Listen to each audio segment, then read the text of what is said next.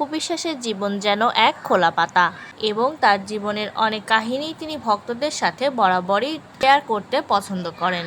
প্রথম কোরবানি ঈদটা তো আমার জীবনে বলতে গেলে একদমই প্রথম, মানে পুরোটাই প্রথম। আমি তো কখনো ঈদের সাথে রিলেশন বা ওই রিলেটেডটা ছিলাম না।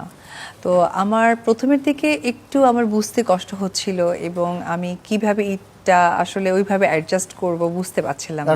একেবারেই বলতে পারো কোনো এক্সপিরিয়েন্স নেই, কিন্তু আমি অনেক লাকি, ওই বাসার মানুষরা কিন্তু আমাকে সেই ব্যাপারটা অনেক বেশি সাপোর্ট করেছে ফার্স্ট। আর অবশ্যই যে মানুষটার কারণে ওই বাসায় যাওয়া রকস্টার, ওই মানুষটার জন্য আসলে দেখো কোরবানি ঈদে আমার যেটা সব থেকে বেশি আমি বলবো যে আমাকে সাপোর্টটা করেছে, যেহেতু কোরবানির সাথে আমি একদমই রিলেট না, এবং কোরবানির মাংস কিভাবে কি করা দরকার কোরবানিতে একদমই তাদের সাথে কোনোভাবে কোনো সাপোর্ট বা হেল্প কিছুই আমি করিনি।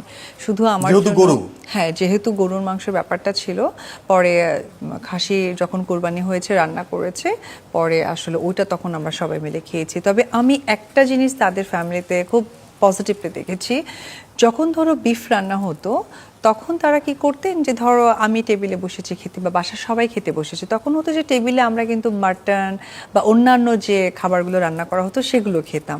তখন কিন্তু নর্মালি কেউ বিফ নিয়ে খেত না, খুব একটা খাবার আমি খাই না, একটু অ্যাভয়েড করে যেতাম, তখন আবার সকলে মিলে কিন্তু বিফটা খেত। মানে এই যে একটা অন্য লেভেলের স্যাক্রিফাইস তাদের ছিল আমার জন্য।